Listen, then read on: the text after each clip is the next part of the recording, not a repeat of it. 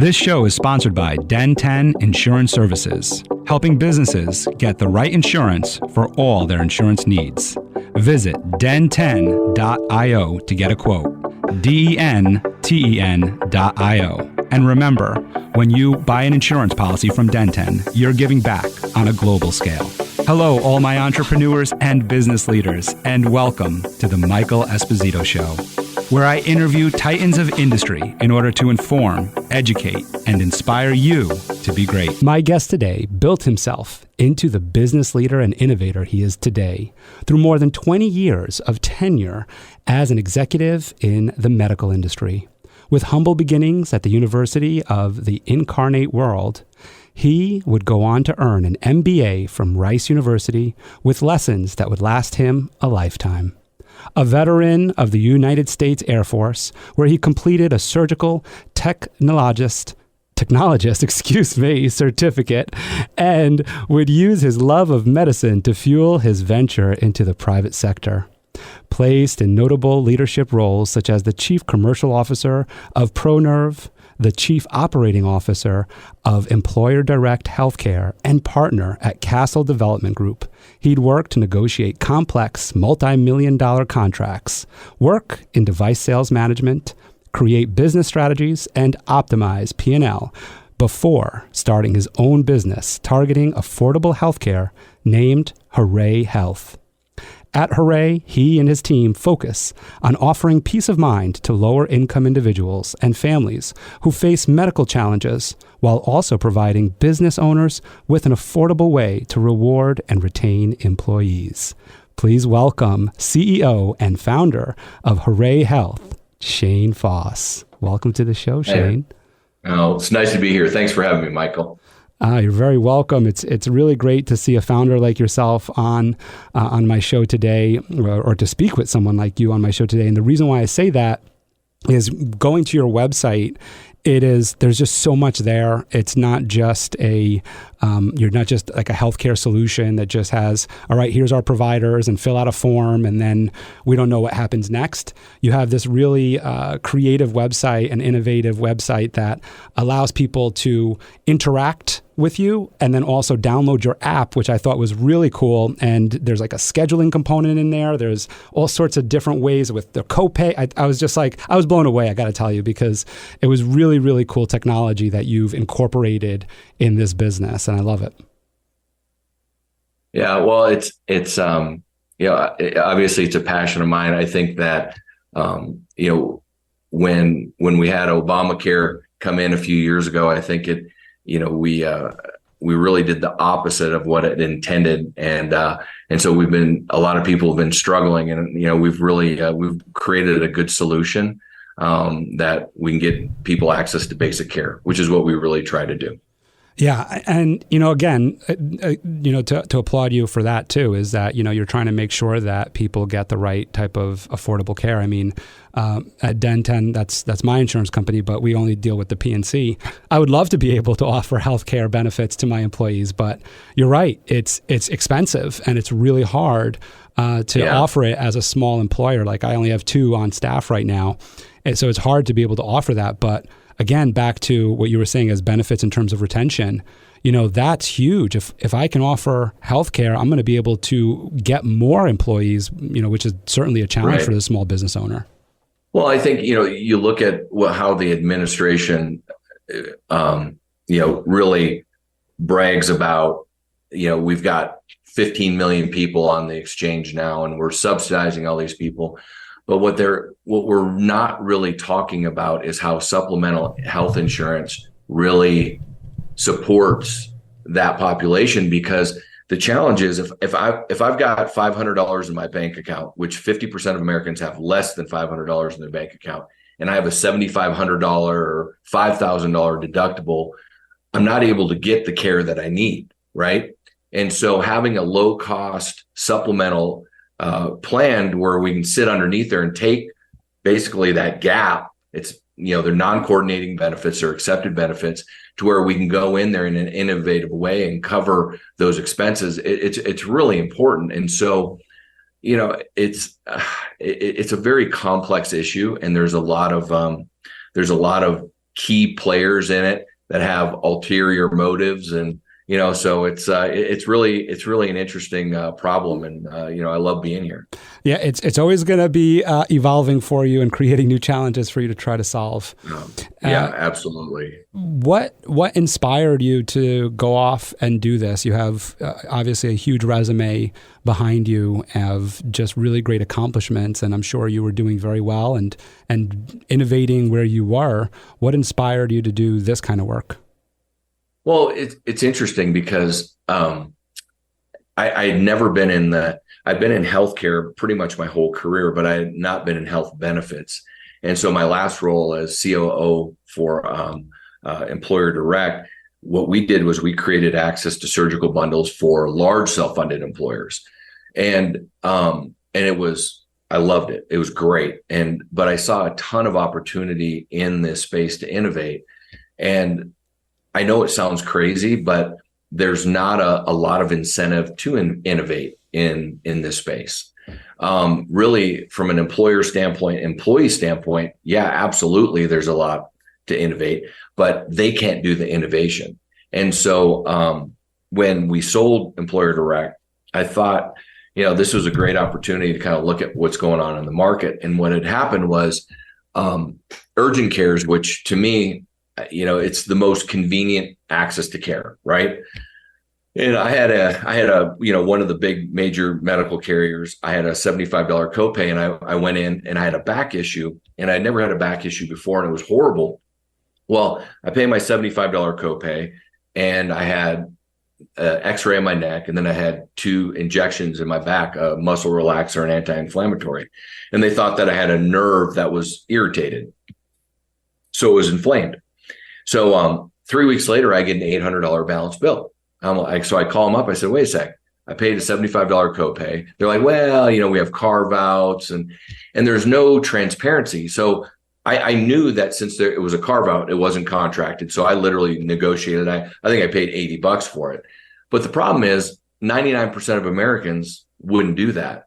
And when you look at, the big ugly truth is that I think it's over 69% of all personal bankruptcies. So 3/4 of all personal bankruptcies are due to medical related bad debt. And it's crazy. I mean, it's really shameful. And so it gave me the idea that, maybe I should take what we did on the bundled surgery side over to the health insurance side. And so what we did was we created a national provider network based on an indemnity payment, a fixed payment, and with no balance bill in the contract. And so it's really a unique way of just solving a very complex problem, right? I'm not really a smart guy. I'm just kind of a pragmatic and I always look at how do I simplify it, right? And so, understanding that most people go to an urgent care now, they don't have a primary care. If you're under the age of 50, you don't have a primary care physician today. It's really weird. And so, they're open 7 days a week, and they have on-site lab, on-site x-ray. And so it's, for a $25 copay, I can literally pay and not have to worry about a balance bill. I mean, that's huge. And, I think that, when you look at the government, they really, you have a lot of bad players out in the space. And then you have some good players that are trying to be innovative and do things differently. But, when it boils down to it, I think you're both on the same side as where you want the American, the person that's buying that policy, to have access to care, right? The challenge is, I think one of us really understands what the problem is and the other one doesn't. And because when you look at, when we talk to people that are in the government, or you talk to people that are in, in business and they've done really well for themselves, they can't relate to somebody that is living paycheck to paycheck, that is worried about paying rent, right? They're worried about a car payment. How am I going to get to work? And so, there's the answers are out there. It's just, we just got to, we all have to get on the same page. Mm. It's funny, I kind of had a smirk while you were talking about the urgent care, because I literally just did a virtual visit yesterday. Yeah. to my urgent care provider. And you're right. I have a dental appointment coming up, and they sent me over my forms. They sent over, I love this, they send over the forms now via text message, so I don't have to do it while I'm in the office. And they asked for my primary care physician, and I just said, I don't know. Yeah, exactly. I don't have one. I mean, I do have one, but I do have one, and I go annually. But that's the point. Is like I just go to him annually, and but if there's anything that comes up, like a cold or like I think I have like a sinus infection is what it is. I'm like, urgent care is quick and easy. It's like, and they do the virtual visit, and I don't have to book it, 3 weeks outside of right. I can just log in. I had my virtual visit, which was so awesome. I had it done in like 20 minutes. Like I logged in, I called, they texted me to log in. I logged in, boom, I was on camera with the PA, who actually, I recognize him because we go to the same urgent care. So I know him better than my. Right. Yeah. Isn't that funny? So yeah, 100% to your point. Yeah. And they're the fastest growing provider model out there. So they're everywhere. Yeah.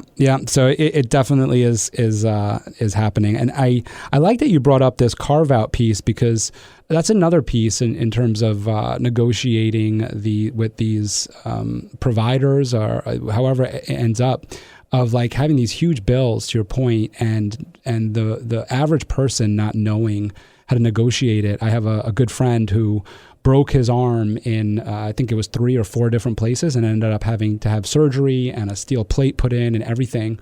And he received the bill from the insurance provider that said, this is not your bill, but this is what it cost. And it was $94,000 for his arm. It was $94,000. And he was sharing this with me because he said, and guess what, Michael? Guess what they ended up settling on? $20K. So to your point, again, the insurance provider knows how to do this negotiation, but the average person doesn't. And so if my friend didn't have insurance, he would have a bill for $94,000 sitting on his desk, and he wouldn't know where to begin. And to your point, he probably would end up personally bankrupt. He's not a millionaire of sorts, so that would really put him in a big bind. He's actually closer to his years of retirement than he is, anywhere right now. So it's nice to hear that your app, your company, is actually somebody that can help people in that. Yeah. Going back to your, I mentioned to you in the show, I really like to learn about you as a person. So I kind of want to just take a step back now from Hooray Health and your medical career, and into, your upbringing and growing up. Right now we have the great pleasure of being able to meet each other virtually on Zoom, and you're from Texas, but right now you're out in Colorado. So this is really cool. You got the river there. Where did you grow up? So I grew up in northern Minnesota, a very small town just outside of Duluth called Cloquet. And so I had a great upbringing, just middle-class family. And it was, I had lots of family up there. Everybody's still up there. And so it was really a great childhood. And so when I graduated high school, and then I started in college, I just didn't really know what I wanted to do. And so I ended up joining the military, the Air Force, which I became what's called a surgical technologist. So what you do is you assist surgeons during surgery, right? So it's a clinical job. And so I absolutely loved it. And so I was lucky enough to work at Wilford Hall, which is the Air Force's largest facility, hospital, and it's in San Antonio. And so I worked what they call the weekend shift. So I worked 16-hour shift Friday night, Saturday night, and then 8-hour shift Sunday night. Then I had the whole week off.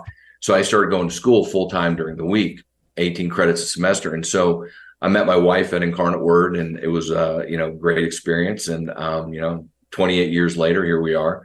But it really it opened my eyes to what I wanted to do and where I wanted to be. And so when my wife and I got married, my last year of college, and then she got accepted to medical school, so we moved over to Houston.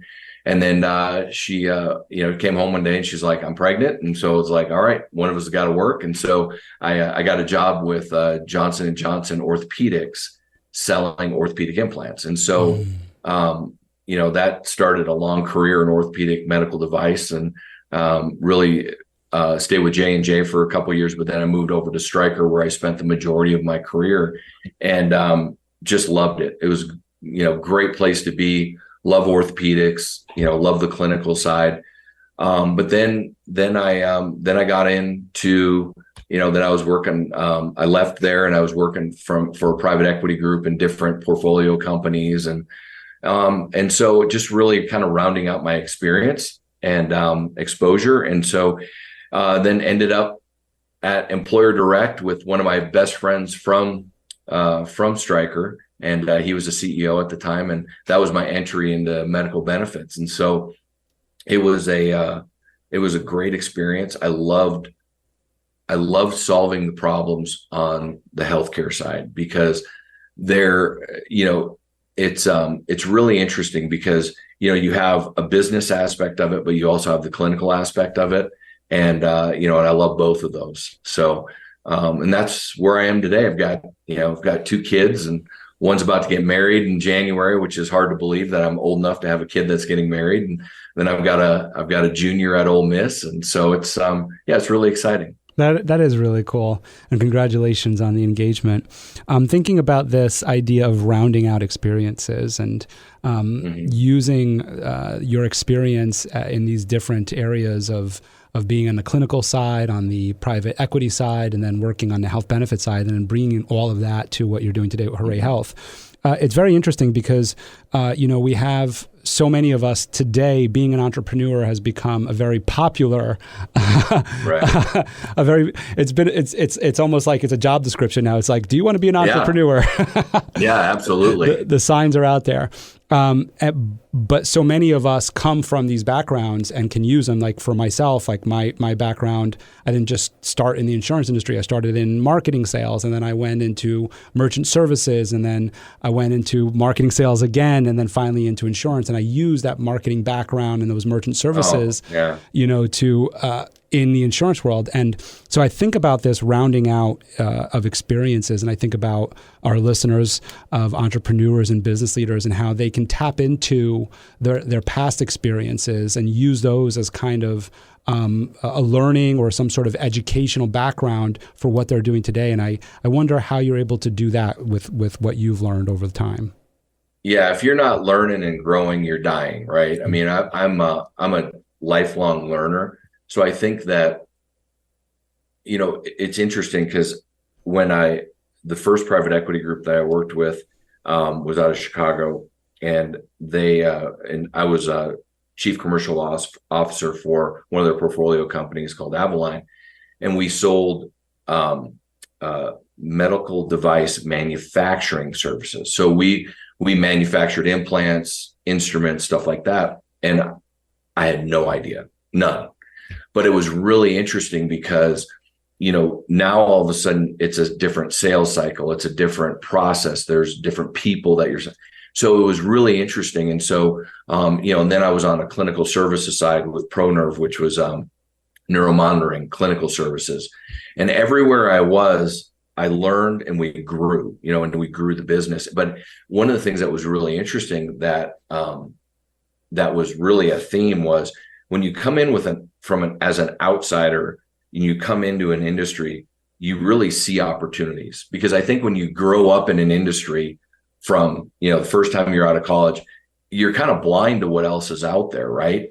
And, sometimes it's good, but sometimes it's not as good, right? And so I think that I've always taken that approach where I come in and like, hey, we need to look at this a little bit differently. And so, and it's worked. And so I think that, as an entrepreneur, you need to be nimble, but you need to be also really, you need to learn and you need to listen to other people. And I really got that from my grandfather, where he always listened to other people. He was always asking about them, the other people there. What are you guys doing? How are you guys doing?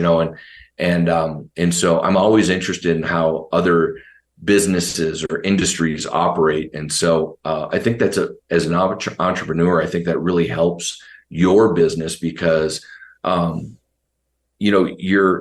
you know what you know, and then you don't know what you don't know, right? And so if you're looking at how other industries do things, it's you can usually apply some of it and improve your business. And and look, if you've got a $10 million business and then you improve something by 1%, that's $100,000. But if it's 10%, that's $1 million. And so it's it can be impactful for you. Yeah. I love that perspective of using the other industries, and it's so true nowadays. I mean, and we see it, especially with now that online marketing has grown so much and there's so much out there in terms of online marketing, and you just see it, how it just applies to so many different industries. And I love how some of these marketers do it, where they actually just use different case studies from 3 different industries, but show how similar they are. So we can really see it, which is really, really cool. A quick, interesting story on what you were just saying in terms of perspective of like when you're in one place for so long and how your perspective is just that. And unless you step out of it, it doesn't change. Was when I first got into the insurance industry, I made one of my biggest sales at the time. I was at a small brokerage, small local brokerage, and I made my biggest sale, and it was $20,000 in premium. And this is important, premium. So premium is what the client pays, right? So we're at this big conference, this insurance conference, and there's one of the carriers are there, and it said, 20,000 and above, this is the table for you, like this, come to this table, get more information about clients that are 20,000 and above. So I'm all happy. I'm skipping over there. I'm like, I just closed this huge sale. I'm like, this is awesome. So I go over there. I'm grabbing the golf balls and all the tchotchkes off of there. I'm like, tell me more about your product. Tell me, I just closed the sale like this and that. And a woman's talking to me, and she starts asking me about it. And I said, yeah, I just closed it with you guys, with that carrier. And she goes, oh, that's great. She starts asking me some questions. And I said, oh yeah, they have, 5 employees and 3 locations. And she's looking at me. She goes, and it was $20,000 in revenue? And I said, huh? She goes, $20,000 in revenue. That's what this table is. And I went, wait, no. I said 20,000 in premium. She goes, no, this is revenue. That means it was like 200,000 in premium. I was like, whoa, wait a minute, right? So I was blown away. And I remember sitting back down. It was like, somebody was speaking. And I'm talking to the partners of our firm, and I said, could you believe that table over there? They're $200,000 in premium, and they're like, yeah, wow. I said, what businesses are out there that are $200,000 in premium? And I was, very, again, closed-minded.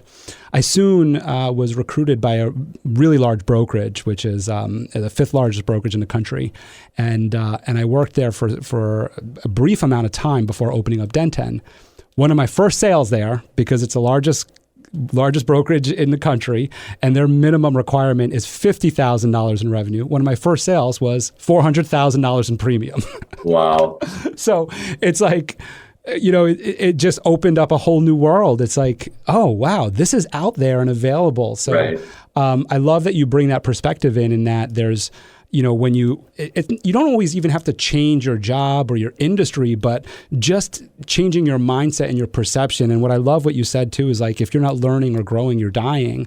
And like, so it's not just jumping ship or changing jobs, but learn about other industries. Like for me in that moment, when I was at that small brokerage, a good thing for me would have been to maybe go and ask, well, what are the businesses that are 200 rather than being blown away, right? I was just blown away. I didn't know what to do with myself.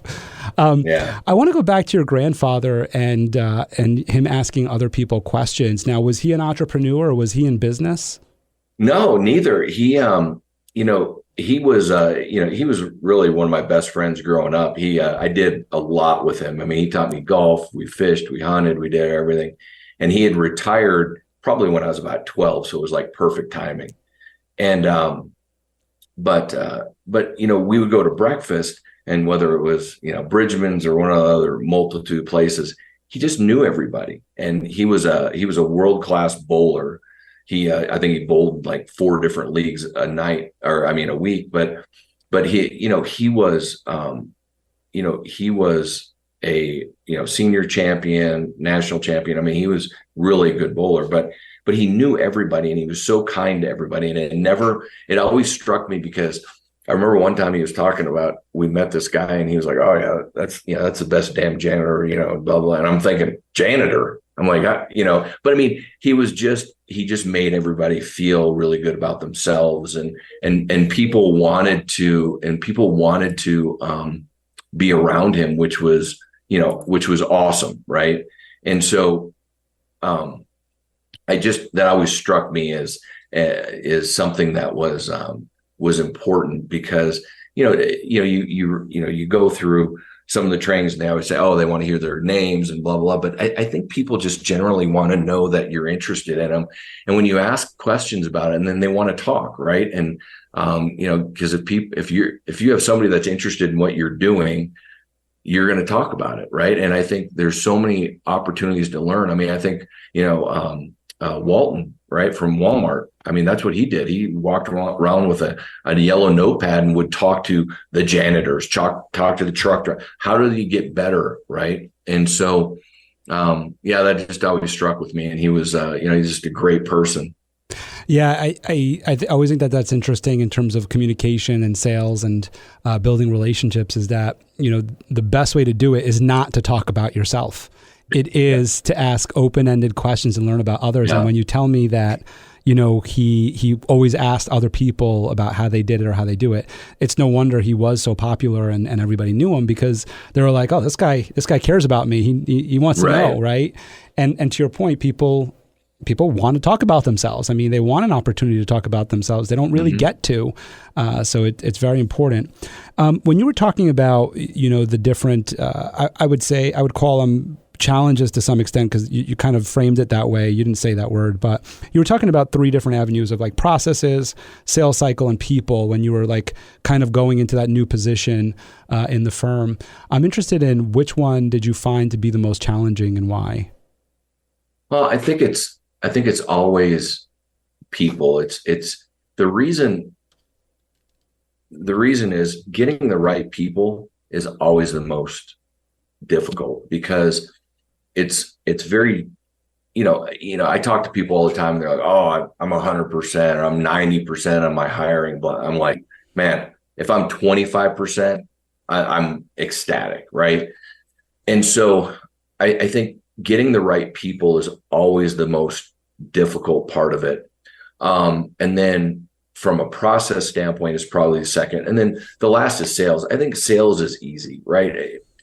For me, it's looking at how do I solve this person's problem or this company's problem, right? And then it's a simple math problem. I mean, are we, is there enough value there to justify them to buy from us, right? And differentiation is easy in my, I think that how you position yourself there is easier. So people to me that's why, like for us, I'm very, knock on wood, proud to say, we haven't lost an employee in 4, maybe 5 years that we didn't work out, but we spend so much time on the front end making sure that we get the right people.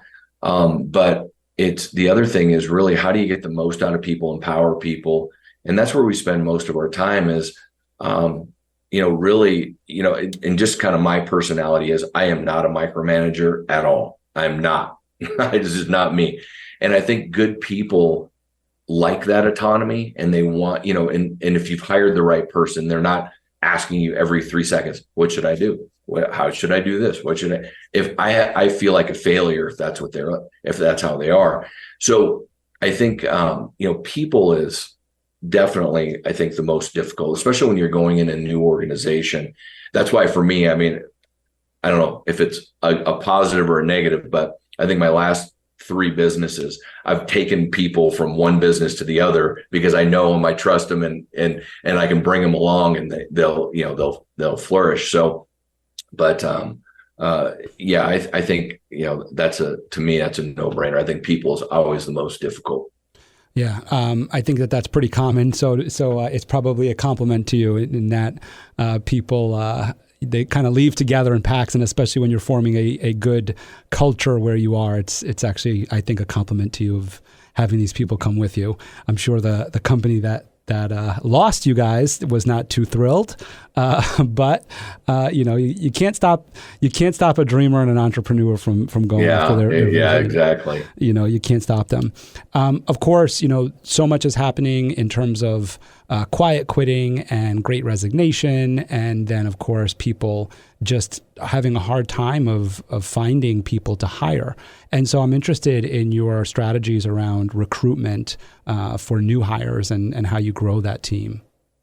Yeah, it's, we have the same challenge as everybody else. And so, it's having solid benefits, 401k, that is now standard, right?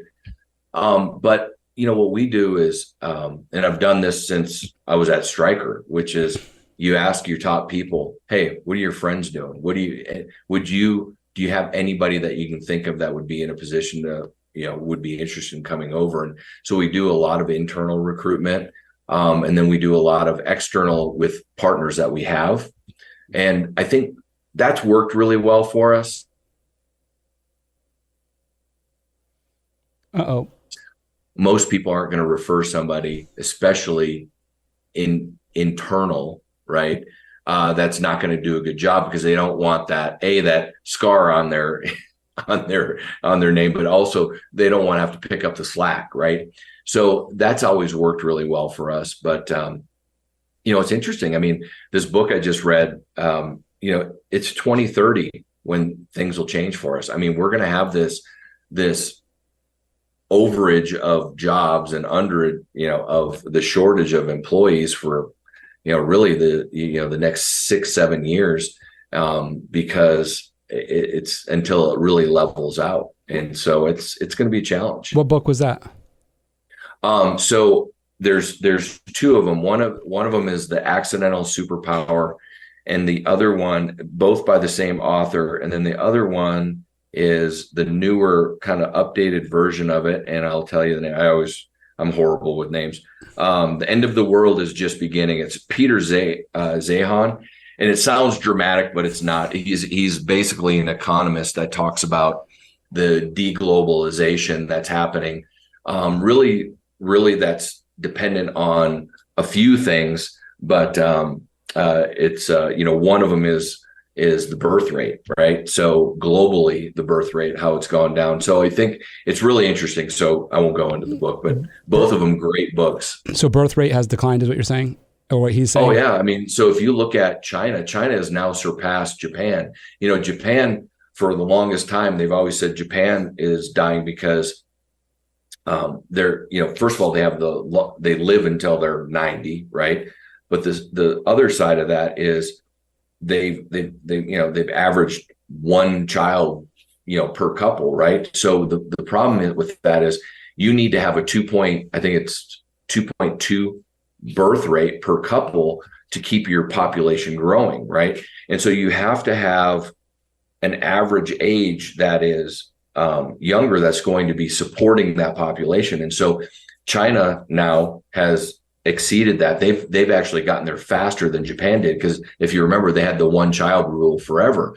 Well, so the problem is now you have this burden of the elderly population that is drawing, they have the cost is higher there because they're not producing. And so anyway, it's really interesting. I love that stuff. I think that, the one thing that I take out of those two books we're in the right country. Let's just put it that way. Huh. Yeah. We're in the right place. And now, speaking of which, of being in the right place, and we were talking earlier about just, the entrepreneurship piece where, if everybody wants to be an entrepreneur, then there's nobody to hire kind of thing. What's your take on that, or this book's take on that in terms of what that looks like? So you're saying not until 2030 that things might balance out. Well, when the challenge is there's only three ways to affect population, right? So you've got birth rate, age at which your life expectancy, right?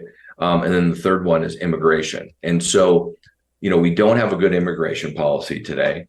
Our birth rate is, I think, 1.7. So we're not at that 2.2. And then, our life expectancy, believe it or not, was at 82 before COVID. Now it's gone down. And I think we're creeping back up. But, so the challenge is, we're going to have to raise, so when the retirement age was set for Medicare and Social Security and stuff, our life expectancy was 66, right? So the problem is now that our life expectancy is, 81, 82, the retirement age probably needs to go up. And I think we can fix our Social Security problem. I think it was by like raising it to 67. I mean, as silly as that sounds, 2 years, but it had that big of impact. So, so it's going to be interesting to see if we can keep the workforce working just a little bit longer to help soften the blow with the decline birth rate. So we've got, it's 2030 is really the time when the baby boomers are starting to get, start to die down, right? And now my generation is now just entering retirement age. And so, you've got the Gen X's, Gen Y's, Gen Zers, they're going to start, making up the bulk of the workforce. And so it'll be really interesting, and millennials, of course, but it'll be really interesting to see how, if we get a president in that really addresses the immigration policy, because, we need skilled labor in the United States. We need programmers. We need, there's a lot of stuff that's going on in the US where we need a workforce that we're not addressing. And so, we already have a lot of people coming in from Mexico, which is great, but we need to really get them in here, legally, right? So they're paying taxes and in that, so that we could hire them.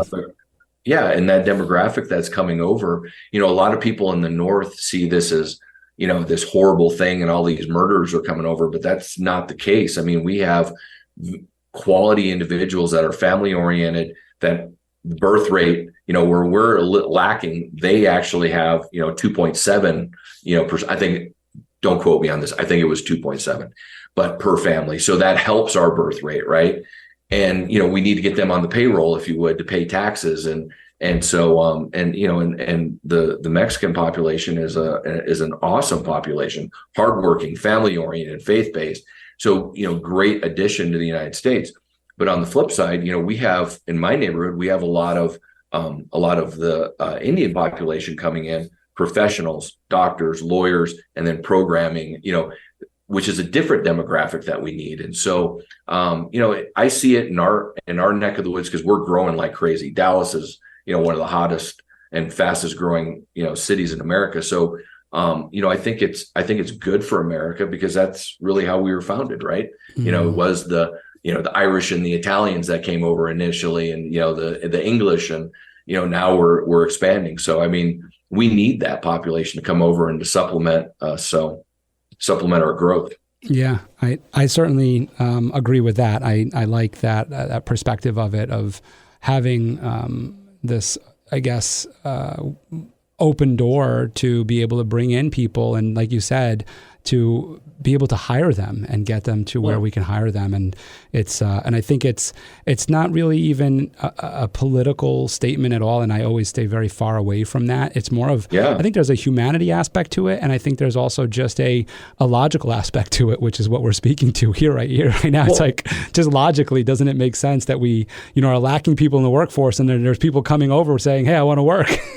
Yeah, well, absolutely. And, the thing is, we're a victim of our own success, right? So if we don't have the population to support, all the way from janitorial all the way up to high, whether it's physicians, professionals, I mean, we have a gap. Why wouldn't we bring immigration into? Because what it does is it limits our growth if we're not able to. I mean, there was a great article in Wall Street Journal, I think last week, for restaurants, they're struggling so much. It's so hard to get people to work in a restaurant now. And, we were very patient during COVID and right after COVID. But what the article was saying is we're not patient anymore. We got to fix this problem. But how are you going to fix the problem if you don't have anybody to work? Right. Mm-hmm. So it's really interesting. Yeah. So, and I agree with you. It should not be a political issue. It's literally, it's a very pragmatic approach to legalizing and bringing people in on a systematic basis that add value to what we're doing. Yeah, and I can speak firsthand to immigrants because my mother is an immigrant and my father he's second generation, but his family's immigrants. And what I want to say in this is that as they come over and as they settle here and work legally and are able to, they can develop here as well. So I'll speak about my father first because he's second generation. His grandparents came here with pretty much nothing. They came over the boat. That's on the Italian side. They came on the boat and they came with nothing.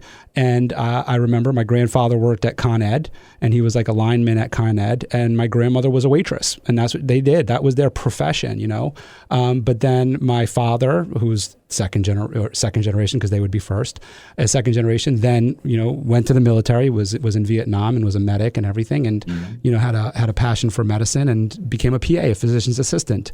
And then he was the first generation to go to college in his family, and then myself and then my sisters and everybody else. So there's a progression, I think, that happens with immigrants, which is really great because it's this foundation of like they're going to do some of the hard jobs because that's what's available to them. But then as they settle here and develop here, they can grow and really help our entire economy, our entire culture here. Absolutely. And then my mother, who's first generation here, who came over from Haiti, she came over when she was in high school, went through college and everything, and became a teacher who soon became a dean, a principal, a superintendent, went through all of the rest and soon retired to now where she helps with the different schools. And I mean, she's always getting awards for the work that she does in the community and how she serves the community. So again, it's just showing that, when you give these immigrants a chance to be able to work and be a part of our culture here in America, it can lead to really, really great things. I want to go to now the hiring side of things because you mentioned something about hiring, and you were talking about when you were bringing up your hiring process and how you do it. Mm-hmm. It brought up. I was just in a training. Did you know Mel Robbins? So anyway, it's one of those, I'm in a lot of these trainings, and it was talking about company culture, and what he was talking about was hiring for the culture and not for the resume. And so I'm just interested on your perspective on that, because it sounded like that's where you were at. Oh, absolutely. We do. So we spend a lot of time on that with multiple people getting interviewed interviewing people with multiple people within our organization to make sure that they fit to fit our culture. And so the other part of it is we do I don't know if you've ever heard of Gallup, but we do the Strength Finders test with them. So the interview, so they provide us everybody that we bring in, we do a Strength Finders to make sure that their strengths are what we need in that role. And so there's multiple layers, and we're just a small organization, but that's really important for us. I mean, it's really important for us. And so, I think that making sure that, so we have our core values, and making sure that everybody is bought into those core values, and your vision is really important. So I think that has to be part of your hiring process. Yeah, the core values, I think, are really important internally. Of course, people speak about them externally, but internally, it's one of the biggest pieces. I believe we talk about it all the time in my team meetings. I mean, our core values, I think they come up in a natural way on a regular basis in our team meetings. Yeah. Well, I think, for us, we don't even show them externally. We don't talk about them externally. It's, our vision and our core values is internal, and it's important to us because I think, one of, my favorite one is grit for us. Right. And one of the other ones is intrapreneur as opposed to an entrepreneur. And, we really look for that. I mean, we want, I'm the person that is the exact opposite of a lot, where if I put something out and somebody comes back, what about doing it better this way or that way? I'm like, that's a great idea. That's great. I don't have to own anything. Right. And I think that's what we really try to encourage in our organization. And the other thing is, when you look, there's nothing more disheartening than people that have a challenge because whether it's in life or whether it's at work, that don't have the grit to work through it, right? And they just like, oh, I'm looking for another job and I quit, right? And so, having a young startup is not easy. I mean, it is a grind, and it's a grind for everyone, right? And so trying to keep everybody focused on what the ultimate goal is and what, where we're going and why we're going there, you've got to be able to pivot. And so making sure that you're bringing in people that aren't going to distract from that, because the other problem is if you have a person that can't do that, they're bringing other people in. Oh my God, what's going on here? This is a sinking ship. We're leaving. We're blah, blah, blah, blah, blah. Right. And so, I remember there's one time we lost one of our carriers, and then we lost our second carrier, both for completely separate reasons. And we're going into open enrollment season and we have no carriers. So as you can imagine, the board, your investors, this is pretty, probably one of the most difficult times of my life. We didn't lose one person. We communicated through it. We fought through it. We fixed it. We got taken care of. But there's people that would have been like, I'm out. We're writing off the business. We're going, blah, blah, blah. And so, then COVID hits, the same thing, and that's why I think, hiring focusing on the right people with those core values that meet your objectives is really important. I'm interested in this grit, because this is a real life situation where we're not just talking about an employee having a tough day or a tough time with something. We're talking all the way up to CEO level, to you, to board of directors and everything, of losing these carriers. And just for some reference points here, two corrections I just want to make. One, I didn't mean I said Mel Robbins. I meant to say Mel Abraham. That's the person. It's Mel Abraham, not Mel Robbins. She's an author. He's also an author, but it's a male and a female. So Mel Abraham. And two, just for our listeners here, when he's talking about carriers, we're talking about insurance providers on the healthcare side. Right. So insurance carriers that you lost there, and they're the ones who give us access. The product. Right, exactly. And so what I'm interested in here is your grit and your perseverance through that, and the reason why. Why was it so important for you to stick it out, to look for different options? And perhaps maybe that's not even the right question in terms of like, maybe it's how did you stick it out and find the options? Well, I think communication strategy, right, is the first one, right? Having a path to get out of it is really important, and over communicating it, I think, is really, those are the key. That's how we got out of it. But the why is, look, I'm an investor in other businesses, and I think part of the failure in a lot of businesses that I've seen with entrepreneurs is they give up, right? How we look today versus when we started, completely different. We're night and day, right? And so part of the journey is learning, right? And so what we learned out of that was we ended up with two really solid partners moving forward, where we have long-term agreements that they can't just give us 90 days to get out and blah, blah, blah, right? And so we've got a mutual commitment. So I think, you got to look at what can come out of it. And so, I think I've got a commitment to our investors, and that's really important to me personally, because, not only do I have some institutional investors, but I've got, friends and family, and that's really important to me. And I'm not saying that everything will work out perfect, because sometimes it doesn't, but I certainly want to be able to look them in the face and say, man, I did everything I could. Yeah. And that's, and that's just me personally. Yeah. Your integrity, of course. Could you speak to us about your state of mind during that time? You said it was one of the most difficult times that you had experienced, and, speak to us about your state of mind and how you were also able to work through that. Yeah. I think, it was an incredibly dark time, in the sense that, I felt that, first of all, it was really uncalled for. There was a miscommunication, and in one of the situations where, and they wouldn't even respond or call back to where you could talk through stuff. For me, we take our partnerships very seriously, and we value all of our partners. And so, we communicate that openly, right? Good or bad. And so not having that was a really hard for me to stomach and understand, right? I'm very, look, I'll talk about anything, right? I mean, look, I'm not going to shy away from a difficult conversation. And so not being able to have that, communication was very challenging. And so, I think in that situation, initially you lose a little confidence from the board, your investors, which is really hard.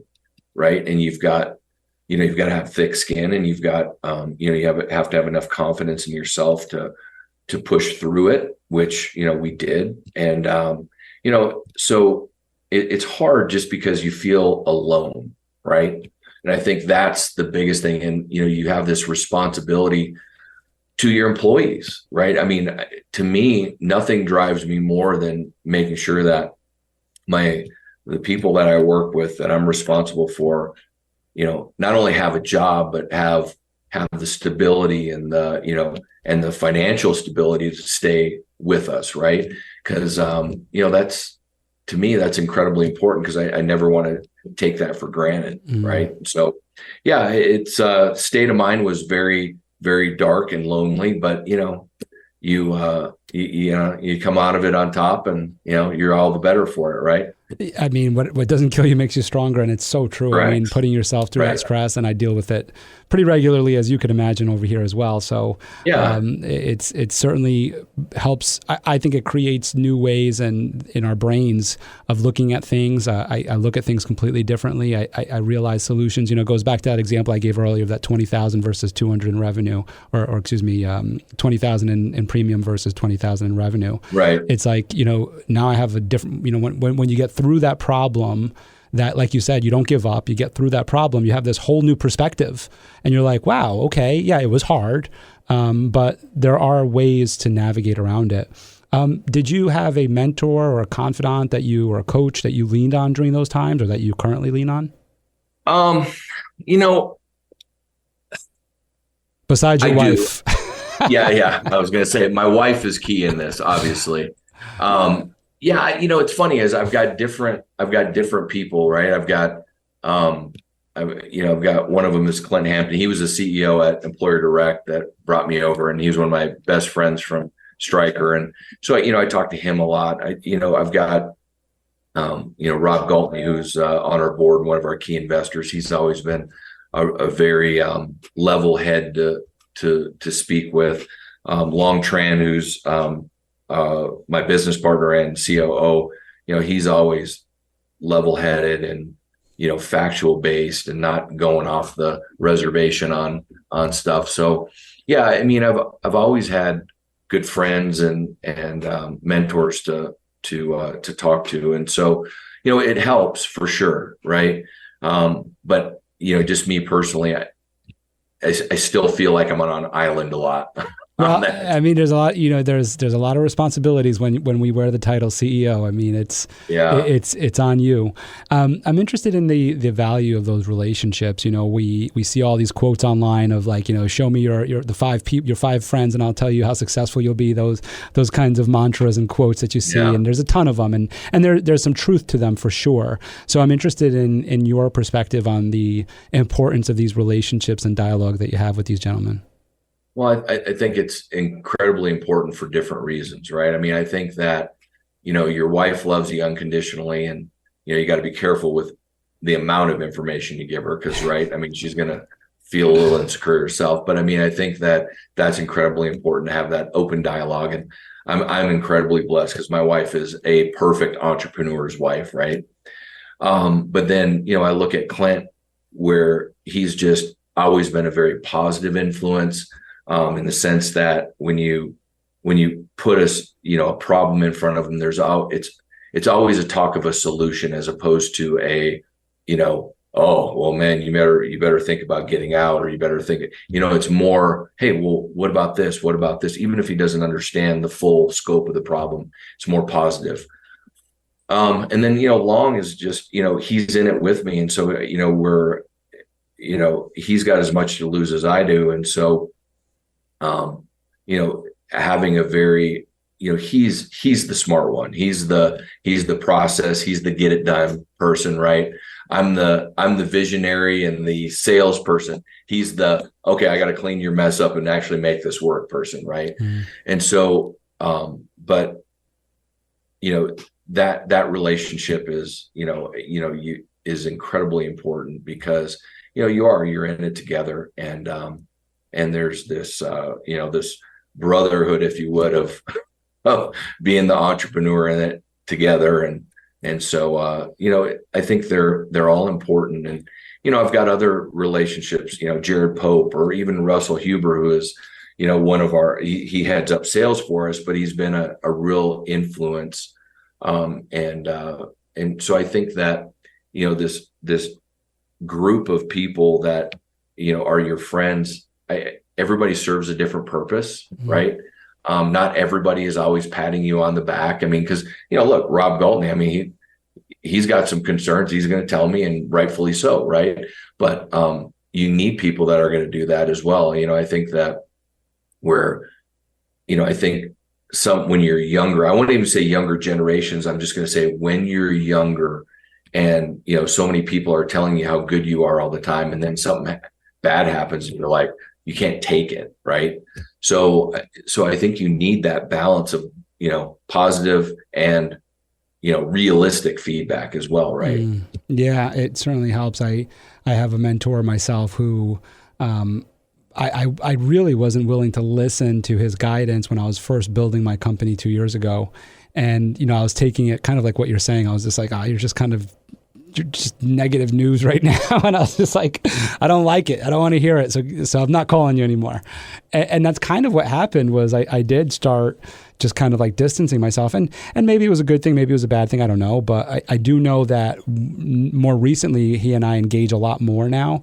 And he still speaks the same way that he did then, but I appreciate it more because he is helping me realize, okay, that's the reality. It's not that he's being negative. He's just giving me real talk, and he's just not sugarcoating it for me to the way that I want to hear it. He's just saying, this is black and white. You can't do that move because if you do it, you're out, right? So, and I think, like you just said, it has to do with maybe it has to do with age, but I think it's more experience than age, if anything, because if I started this business back in my 20s, well, I don't know, that would be a whole different story. We're not going to go there. Right. We're going to go back. We're going to go back to you and everything. I do actually want to go back to you on this one in terms of the perfect entrepreneur's wife. I thought that was an interesting statement, and I think it could certainly apply to spouse in general, because of course there's female, any type of out there. So let's go to spouse here. What are the qualities that you see in your wife that make her so solid for you as an entrepreneur? I think, really starting with the unconditional love, right? Up and down. Cause you're going to have, like I said, you're going to, entrepreneurs, you have very highs and very lows, right? She's pretty steady. So I think that's, steady with expectations, I think is really important. I think, patience in the sense that, I didn't pay myself for the first 3 years. Right. And so, having the wherewithal to, not making any income for 3 years is pretty important. And, really feeling like she's an owner in the business as well, I think is really important because, she knows all of our employees. She knows, families and it's really important to be that other person, right, in the relationship. So I think, she loves that, but even my kids are part of the business, right? They know everybody, and they really, both of my kids just adore Long, and, and it's funny because, when we have parties at the house and they come over and, they're just super engaged with him and, our other people. And so it's, it's a family event. And I think that, the key characteristics, really, patience, engagement, and, that unconditional love is really important because it's it's not easy. It's not easy. Yeah. And being an entrepreneur's wife. No. Or spouse. Right. Spouse. Yeah. But, yeah, I see it with my wife, and like you said, that unconditional love, but also that unconditional belief in us. You know, right. my wife says that to me all the time, like when I'm talking about things, and you said that, the ups and downs, like, you know, some days it's great and she's happy with me. And then the days that it's not great, she's like, you know, I know you can make this work. I know you can make this work. Yeah. And it's so necessary to have that support system around us when we're doing this. Because like you said, sometimes we do feel alone. That's for sure. Switching gears a little bit to some of the philanthropic work that you do. There's an organization called Faith and Practice that you work with. And go for it. Oh, I'm sorry. Go ahead. No, that's all I got. So you go ahead. A very, very important part of our life. I think it's an organization that grounds us. My wife and I have been doing this now, I think, for 18 years, where we go to Guatemala on a medical mission. I only go 1 week a year. My wife does 3 trips a year. Wow. My wife's an anesthesiologist. And so I had mentioned I was a scrub tech in the military, and then I was with orthopedic companies. And so we actually go with 3 orthopedic trips. And so I still scrub. The doctors are, you know, our dear friends. It's like a huge family, because I think, you know, there's maybe 50 people, 55 people per team that go. And I think 45 go every year. So we're like family, you know, and we've, you know, they're our dearest friends, but we've been going down for, you know, 18 years to Guatemala. We perform surgeries at no cost to the Guatemalans. And, you know, we're doing total knees, total hips, complex trauma procedures. Sometimes my wife, she'll go with ENT group. And so, you know, and I think both my kids have now been on 2 trips with us the last 2 years each. So they're going to be, you know, going from here on out. And so it really important to us. And I think that what it does is it really grounds you on what's important. And, you know, money is important. Don't get me wrong. I'm not saying everything's free, but, you know, when you're down there with people that what we would view as have nothing, but they're as happy as can be, they want their total knee so they can get back to work, or they want their leg to get fixed so they can get back to work to support their family. And they have this, you know, love of God. They have this love of their family. And it's just, you know, it's incredible. And you know, you feel like they have so much more than you. Right. And so it's, you know, selfishly, it's an incredible experience. And so we've been doing it for a long time, and it's just a really big part of our lives. And now we're incredibly lucky to have our children going now. And it's a great experience. And as a matter of fact, my son's getting married. We go to Antigua, Guatemala, which is up in the mountains. My son and his fiance, they're getting married in Antigua, which is incredible for us. We're so excited that we're having that there. So our family is actually getting to fly down, and we're getting to show them where we've been going all these years. So it's really exciting. That's really, really cool. To be able to experience it that way. And of course, obviously it's rubbed off on the kids because it's become a special place for them. Just because you brought this up, and I'm very interested in this as an entrepreneur, is that you said you go away for a week. How do you manage the business while going away? Because I mean, you're scrubbed, you're doing surgeries all day. You know, you're not answering emails while you're doing that. So how are you delegating tasks, and how does that work for you? Well, so the trip I go on every year is in February, and it's kind of our slower time. So, but I've got the best leadership team I've ever had. And we put in place a year ago, the EOS, which is Entrepreneur Operating System. I don't know if you ever heard of it. But Traction, right? From Traction, of course. So we implemented that, and it's incredible. And so one of the things that has come of that is really long leads more the day-to-day operations. And I'm freed up to do other things. And so it's worked out really well. But, even before that, I've just got incredible leadership team that, I'm not a micromanager, like I said, and we set the tone in our weekly meetings, and people execute. And I've got a great team. My CFO, I've got Alex, Deb, Russell, Long, Carrie, who heads up our provider network development. They're incredible people, and they're really their family. And so we've got each other's back when we need it, and it's something that they've always supported me doing every year. So it's no issues. Yeah, I think, just to kind of like put a finer point on that for you is that it's having a great leadership team and great processes that support that team. And then you mentioned it earlier about yourself and your personality is that you're not a micromanager. So therefore, you've already delegated so much to them prior to all of this, to you leaving. They already are, and this is great because this goes back to what I wanted to ask too about being an entrepreneur. They're already entrepreneurs. So they already have this like vested interest in the business. And what I wanted to go back to was just your definition on that, because I think it's kind of becoming a new buzzword that's been going around, but it's on a newer phase. So not as many people have heard of it. So I'm interested in your definition of it. So our definition is really from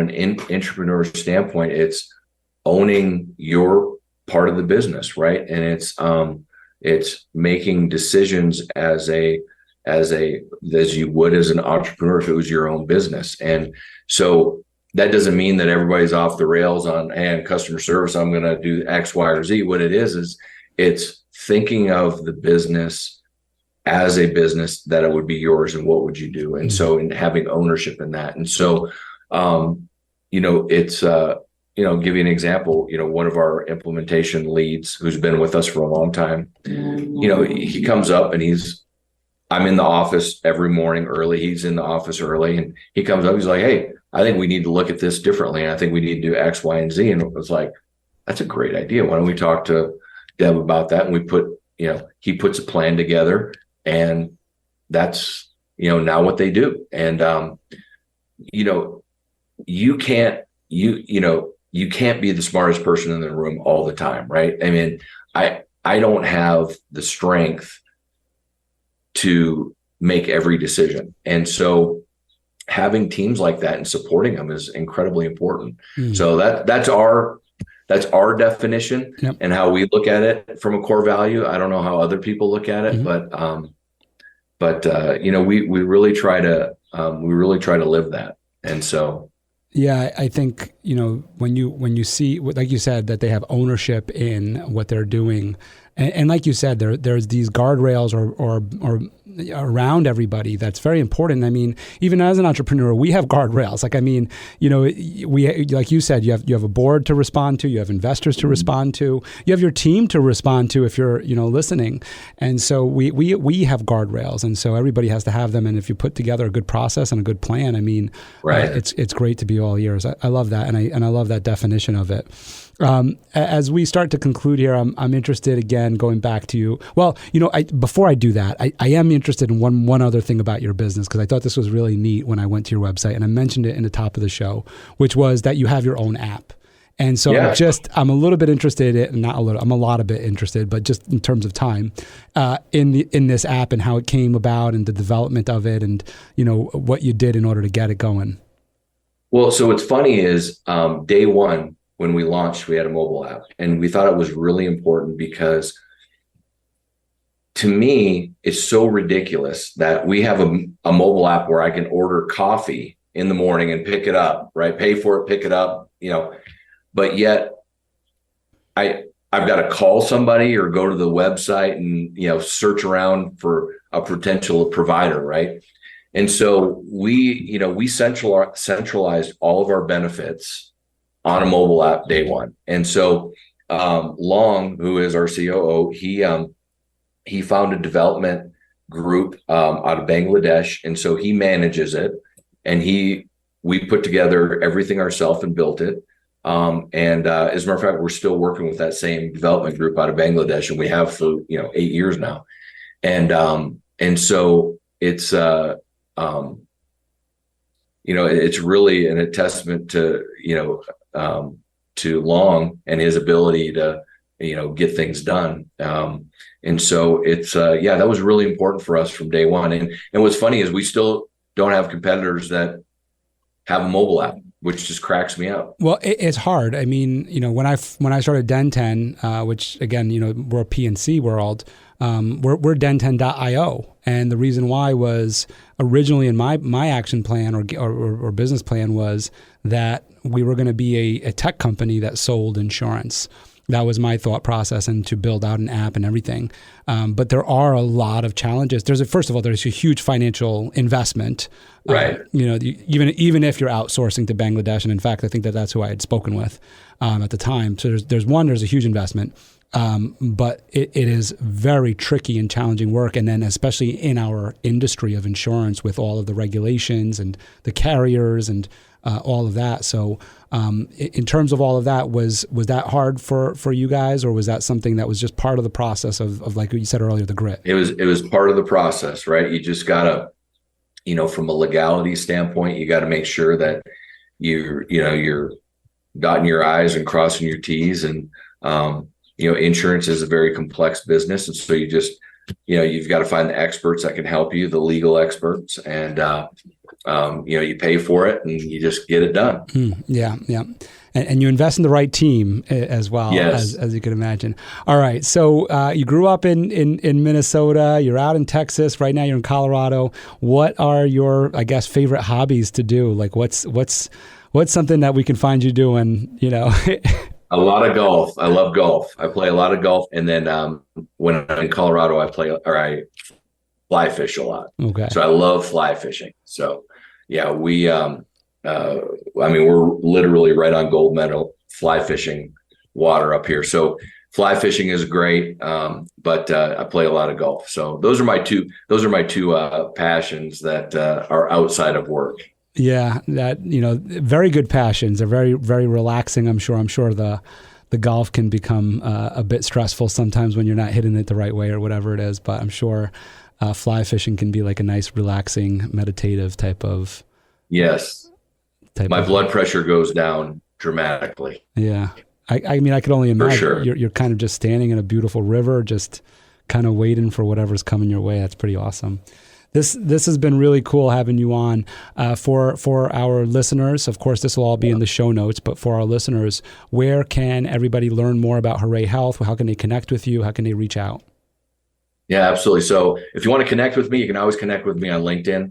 I'm there. It's open, so I'd love to hear from you. And then Hooray Health, it's www.hooray health.com. And you can learn more about us, and we'd love to help anybody that needs to help benefits with their hourly population. Awesome. Yeah. And I got to tell you, I did love your website. I thought it was really cool. I love how you have this like video montage going in the beginning. It's just a really great, innovative site. It's modern. It's not like the clunky healthcare sites that we typically are used to. And so I really liked that. So I love that. And then, one question I always ask is like, how'd you come up with the name? But I mean, the name speaks for itself. It's like, hooray, this actually works. Yeah, exactly. Hooray, health insurance worth cheering for. Yeah, I love it. So I don't even have to ask. I mean, I spent weeks trying to figure out what it was going to be called, and I found Hooray Health, and I was like, "This is it. Yeah, that's what we decided to do. That's awesome. Well, the rest is history. That's right. Well, thanks so much for coming on. It's been a pleasure. It's been awesome having you on, and best of luck to you. All right, thanks, Michael. It was really enjoyed it. Thank you. This show is sponsored by Den10 Insurance Services, helping businesses get the right insurance for all their insurance needs. Visit den10.io to get a quote. DENTEN.io. And remember, when you buy an insurance policy from Den10, you're giving back on a global scale. Hello, all my entrepreneurs and business leaders, and welcome to the Michael Esposito Show, where I interview titans of industry in order to inform, educate, and inspire you to be great.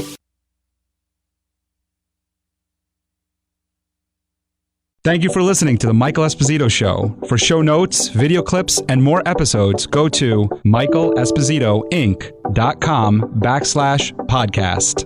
Thank you again to our sponsor, Den10 Insurance Services, helping businesses get the right insurance for all their insurance needs.